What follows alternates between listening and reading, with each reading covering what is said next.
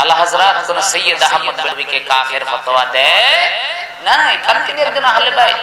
মানুষের কত ঘৃণা অবক্তি। আজকে বাংলাদেশে ফতোয়াবাজি কর, ভারতে যাও, হিন্দুস্তানে যায় দেখো তোমাদেরকে মানুষ কত ঘৃণা করে।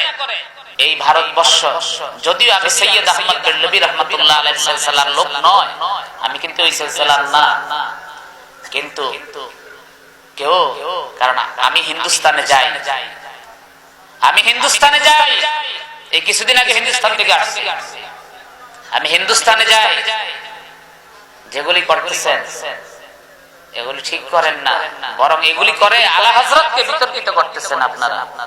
আলা হযরত কোন সৈয়দ আহমদ বেলবিকে কাফের ফতোয়া দেয় না। এখান থেকে একজন আহলে বাইত, বরং আলা হযরত আহলে বাইতকে এমন সম্মান দিয়েছেন, তিনি পালকি করে যাচ্ছিলেন, আলা হযরতের কাশফের মাধ্যমে জানতে পারলেন এখানে একজন আওলাদে রাসূল আছে। তিনি পালকির থেকে নেমে গেলেন, বললেন কে তোমাদের ভিতরে এখানে আওলাদে রাসূল? আমি আওলাদে রাসূলের গ্রাম পাচ্ছি। তখন অনেক পরে সে বলল, হুজুর আলা হযরত কি করলেন, ওই আওলাদে রাসূলকে পালকিতে বসায়া নিজে, আর তোমরা এখন আলা হযরতের অনুসারী হয়ে আওলাদে রাসূলকে কাফের এবং ওহাবি বানানোর জন্য কোটি টাকা চ্যালেঞ্জ দিয়া আজকে সুন্নিয়তকে তছনছ করে দিয়েছে।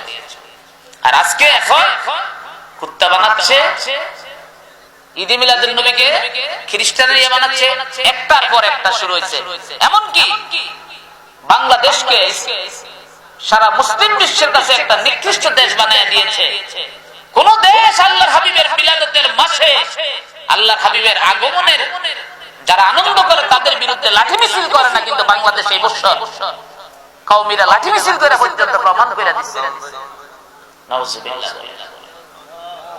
তাহলে কি এই কারণে, এই আমাদের কারণে, আমাদের অনৈক্যের কারণে আজকে তারা লাঠি মিছিল করেছে। আজকে দেখেন মানুষের কত ঘৃণা অবক্তি।